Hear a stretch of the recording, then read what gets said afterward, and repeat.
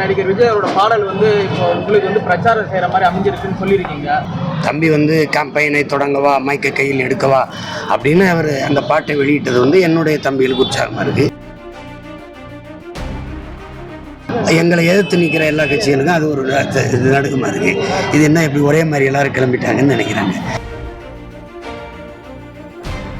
ஒட்டுமொத்தமாக எப்படி சார் பார்க்குறீங்க? இந்த தேர்தல் எப்படி இருக்கும், முடிவுகள் எப்படி இருக்கும் பார்க்குறீங்க? நீங்கள் மிகப்பெரிய மாறுதல் இருக்கும். இந்த கருத்து கணிப்பு இதெல்லாம் இருக்கு பாருங்களேன். இந்த கருத்து கணிப்பு இவர் இப்போ தந்தியில் கருத்து கணிச்சார் கிருஷ்ணமூர்த்திலாம் அவர் சொன்னது ஏதாவது நடந்திருக்காரு. அந்த ஜூன் 4க்கு அப்புறம் அவர் மேலே நான் வழக்கு தொடுத்திருக்கேன். நீ எப்படி எங்கே போய் நின்று பார்த்தா நான் தெருவா சுற்றி கருத்து கிடக்கிறேன். நான் நீ எங்கே போய் கருத்து எடுக்க? யாரை சந்திச்சிங்க? எத்தனை பேரை சந்திச்சிங்க? 36,000 பேரை சந்திச்சிருக்கீங்க. எங்க அதில் 3 பேரை கட்டுங்க. உட்கார்ந்துக்கிட்டு சும்மா ஒரு கருத்து உருவாக்கத்தை மோடிக்கு வேலை செய்யுங்க.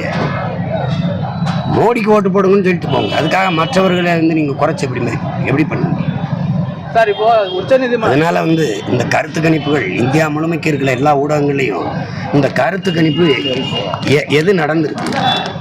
பிஜேபியில் அமித்ஷா சொன்னதான் நடந்திருக்கு. 380 இடம் அடிப்பாங்கன்பாங்க, அது நடக்கும். இப்போ 400 இடம்பாங்க, அதை நடத்துவாங்க. ஏன்? பெட்டி அவங்ககிட்ட இருக்கு, ஹேக் செய்து வெல்வாங்க. சார் இப்போ தேர்தல் ஆணையம் வந்து இது பண்ணியிருக்கு. இப்போ வாக்குச்சீட்டு 97 கோடி வாக்குச்சீட்டுகளை எண்ணுறதுக்கு 12 நாட்கள் ஆகும் அப்படின்ற மாதிரி சொல்லியிருக்கு. இப்போ தேர்தல் ஆணையமும் அது இப்போ கன்சிடர் பண்ணுற மாதிரி இது பண்ணுறீங்களா? இல்லை மறுபடி மக்கள் போராட்டத்தை தொடங்கிட்டு மறுபடியும் வழக்குக்கு போவோம் நாங்கள். ஏன்னா அவங்க என்ன சொல்கிறாங்க, குறுகிய காலம் ஆயிடுச்சுன்றாங்க. 12 நாள் ஆனால் என்ன? இப்போ ஒரு 40 நாள் மேலே ஆகுது. நான் கேட்குறது பல்து பெட்டி ஓட்டை எண்ணுறதுக்கு 40 நாள் காக்க இருக்கிறீங்க. நீங்கள் எண்ணும்போது 12 நாள் எடுத்தால் என்ன? எத்தனை வாக்ககத்தில் வாக்குப்பதிவு நடக்குது நாடங்களும். அந்தந்த வாக்ககத்தில் முகவர்களாக இருக்கிறது யார? ஆசிரியர் பெருமக்கள், அதிகாரிகளை போடுறீங்களே. அந்தந்த வாக்ககத்தில் என்ன ஒரே நாள்?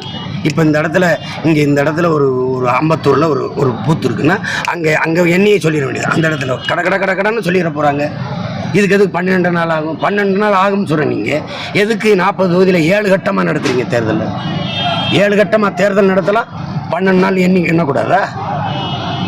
அதுக்குள்ள ஒன்றும் செய்ய முடியாதுன்னு உங்களால் சொல்ல முடியல. என்றதுக்கு தாமதமாகுங்கிறீங்க. அது எப்படி சரியான நீதியாக இருக்கும்? அவங்களுக்கு தெரியுது. ஆனால் என்ன சொல்கிறாங்க, இப்போ குறுகிய காலம் வச்சு தேர்தல் அறிவிச்சாச்சு, இப்போ வந்து நிற்கிறீங்க அப்படின்னு. அதனால் திருப்பி மறுபடியும் அந்த வழக்கை கொண்டு போவோம். சார் இப்போ வந்து நடிகர் விஜய் அவரோட பாடல் வந்து இப்போ உங்களுக்கு வந்து பிரச்சாரம் செய்யற மாதிரி அமைஞ்சிருக்குன்னு சொல்லியிருக்கீங்க. அது எப்படி சார் இப்போ அந்த தேர்தலில் அப்படின்னு சொல்லலை, அவங்க கருதுறாங்கன்னு அந்த ஒரு சப்போர்ட் உங்களுக்கு பலம் கொடுக்குற மாதிரி இருக்கு. நடிகர் சங்கம் அவங்களோட சப்போர்ட் உங்களுக்கு எப்படி சார் இருக்கு? இல்லை, நேரடியாக செய்ய முடியாது. ஏன்னா எல்லாருமே வந்து என்னை மாதிரி நின்று கத்த முடியாது. அவங்களுக்கு வந்து உணர்வு இருக்கும். வந்தால் திரையரங்குலாம் யார்கிட்ட இருக்குன்னு உங்களுக்கு தெரியும். படத்தை ஓட விடாமல் திரையரங்கு தராமல் தடுப்பாங்க. ஏன்னா இவங்க அவ்வளவு நேர்மையாளர்கள், இவங்க அவ்வளோ பெரிய ஜனநாயகவாதிகள். அதனால பிள்ளைங்க அச்சப்படுவாங்க. நானே சில பேரை வர வேணாம்னே மறுப்பேன், கருத்து சொல்ல வேணாம்னு மறுப்பேன்.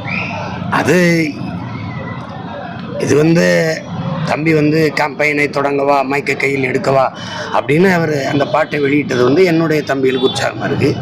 அவருடைய பிள்ளைகளுக்கு அது உற்சாகமாக இருக்குது. எங்களை எதிர்த்து நிற்கிற எல்லா கட்சிகளுக்கும் அது ஒரு நடுக்கமாக இருக்குது.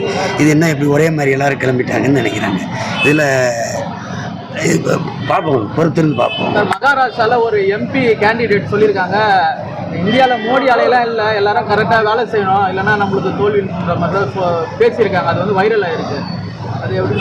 மோடிக்குன்னு ஒரு அலை இருந்தா எங்கள் தாத்தா பசுமன் முத்துராமலிங்க தெரியுமா? தொகுதிக்கே போகாமல் 2 முறை ஜெயிச்சார். எதுக்கு 8 முறை ஓடி வரையில? செல்வாக்குள்ள நீங்கள் எதுக்கு 8 முறை வரீங்க? 10 ஆண்டுகள் ஆட்சியில் ஒன்றை கூட சொல்ல தகுதியற்ற ஒரு பிரதமர் இருக்கிறாருன்னா இவர் தான். ஒன்றை கூட சொல்ல முடியல. ரோட்டில் என்னமோ ஃபேஷன் ஷோ மாதிரி ரோட்டில் டாட்டா காட்டிட்டு போயிட்டுருக்காரு. அப்புறம் அவர் அவங்க சொல்கிறத நான் ஏற்கிறேன், சரிதான். செய்திகளை உடனுக்குடன் தெரிந்து கொள்ள உடனே சப்ஸ்கிரைப் பண்ணுங்க.